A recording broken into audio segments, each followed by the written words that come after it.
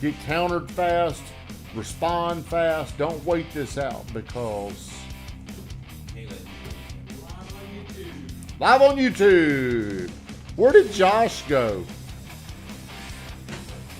Josh, very annoying that you're not in here. If you're on here, do me a huge favor. Like, comment, share the stream. That means you too, Evan.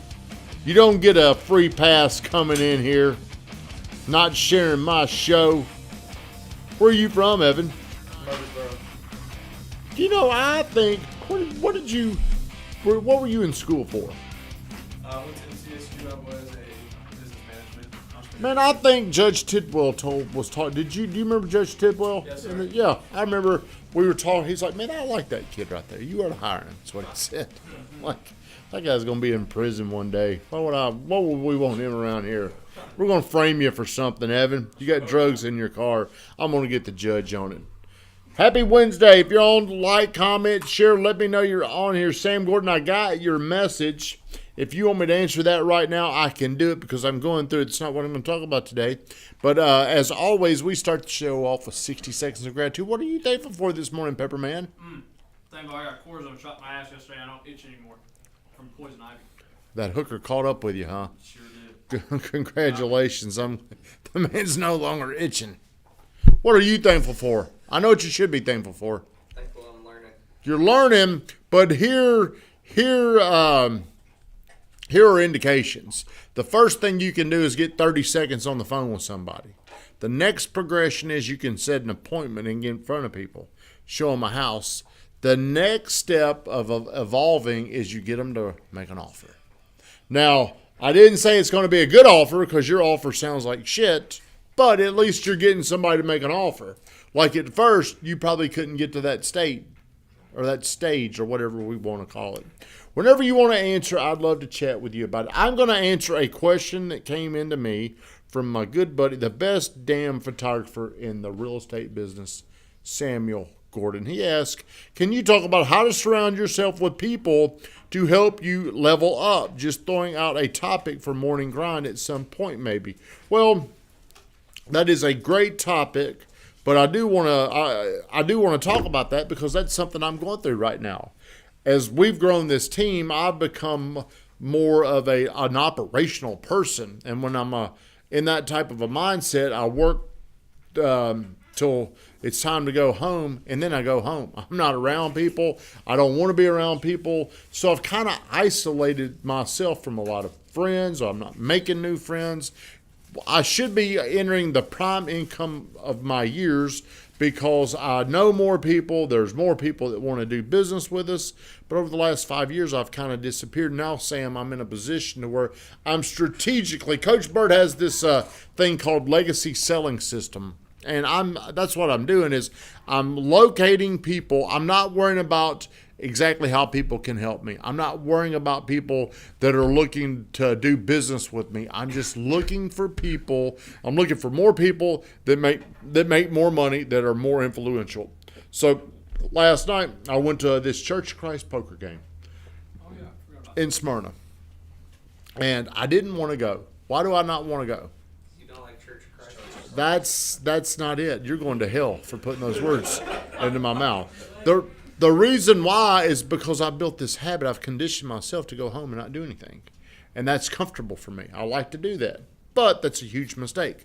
So Roy Frazier, our preferred insurance guy, said, come on over here. Let's play cards. So I went over there, and there was 11 people there that know me today that did not know me yesterday. That's the reason why I went. And when I got there, I brought a gift to the host. I brought him one of my bottles of E.H. Taylor. He thought the Church of Christ. Hey, the Church of Christ were in there getting down. I'm not going to say any names, but they were drinking. They were dipping. They were one cuss word. There was no dancing, of course. Now, that would have offended some people if I got hey, no rock music, nothing like that. But it was actually a very good time being around people. So, Sam, here's what I'm going to tell you. You've got to strategically, even because the first thing you're going to tell yourself is, I don't want to get around people. I don't want to do that. I don't want to talk to them. But the money you're going to make, Sam, is going to come from somebody else's pocket, somebody else's checkbook. How did you get around me, Sam? if you're still on here, I think Noah, dude used to work here. I think Noah reached out to the guy. I don't know how or why, but he was doing a very good job communicating with Brittany to get the picture set up. And I called Sam, and I'm like, hey, man, you've been talking to my wife all day. And that's all I said, and I think it kind of caught him off guard, like he's talking to my wife all day. But the reason why I was impressed is because of how quickly he was responding. So that got my attention, and since then, he's been our guy. But see, who else does Sam need to get around? Here's where Sam's going to overthink it. He's going to think, man, I got to find realtors. Man, you got to find people. Find people, because people introduces you to more people. That's where I think a lot of people get bogged down, is mechanically, how do I do this and how does all this work out? Well, I mean, you don't know how it's going to work out. But you do know this. You do know the ingredients to make more money is people. And the better the people, the more money. Like, I could come in here and bang out calls all day long. No matter how hard I work, I cannot outwork John Jones Networks. I can't outwork John Floyd's networks. Those guys could snap their fingers and they could make decisions that made me more money than I could make on my own in a lifetime just by doing that, because of the people that they know. So a good indication of your money is, who do you know? How many people do you know? That's what you need to focus on. How did you meet him? We grew up together. School. When's the last time he reached out to you? Last week. How often do you reach out to people? Pretty often. How many friends you got? Too many to count. Oh, no, you don't. You ain't got enough friends. Always remember that. But I will say this. It's a lot easier and a lot more natural at an early age to stay in contact with a lot of people. I'm calling up people. I'm like, what do I want to talk to this dude about? Dang, I ain't talked to him. Shit, here I go. And then once I talk to him, it ain't that bad. But it's overcoming the decision to call them. So, Sam, I'm going to do events at my house, and you're always going to be welcome, but I would just find people to get around. I would definitely suggest Coach Bird's network. It's a great local community. That's where I would start. So anytime you want to talk more about it, I'm getting around more investors. Like, I'm constantly reaching out to Criswell. I'm constantly reaching out to Woodall, and I need to find it because there's so much. What's separating me? There's a barrier between me and the money that I want, and it's information. You got to get around the people that can help you. Moving right along. Van, how do we title today's show? If you are not consistent, odds are you are not exceptional. Oh, if you are not consistent, odds are you're not exceptional. What are you consistent at, Josh? Me? Yeah. Waking up at 4:30 in the morning. Mm-hmm. Going to the gym. What? Okay, I think a big separator. Most people aren't consistent during the week. What time do you wake up? 6:30 a.m. Every day? Yes, sir. Consistently. What time do you wake up? 6:30. Every day. What time do y'all go to bed? Depends on the day. If I close Well, you got a tougher. It's hard for you to be consistent because of your job. What time do you go to bed? 11 p.m. What if it's 11:15? I sold myself. What do you go to bed so late? Why do I go to bed so late? Yep, 11's kind of late. 11 late? Yeah, I think it is. What time do you go to bed? Speak up. 9. 9? Time do you go to bed? 10.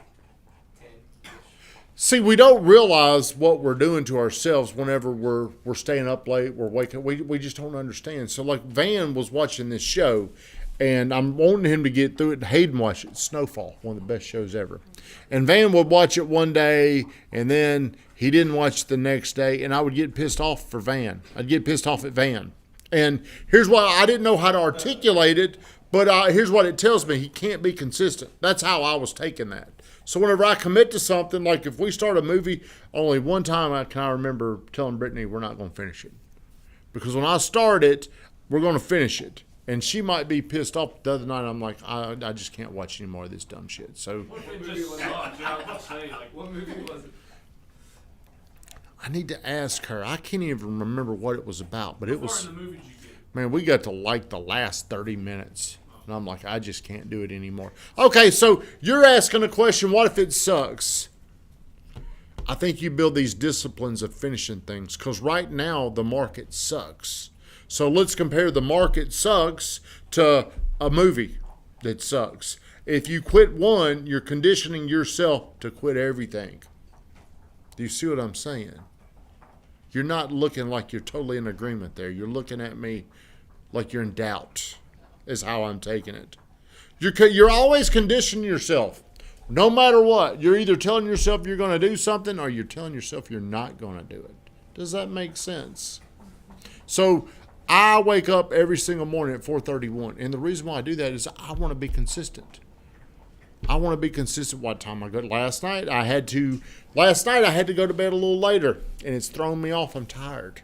Don't feel as good. Shannon Wheeler, being consistently inconsistent is a challenge. You will be consistent one way or the other. Pick well. That's exactly right. You're always disciplined. You either have the discipline to do good things or the discipline to do bad. Like right now, my discipline is very unhealthy eating. I'm very disciplined. I'm also very disciplined to having 1 or 2 drinks a night right now. I'm very disciplined. I'm not going to miss my E.H. Taylor. Ed is disciplined to come in late. Aren't you? You're late today.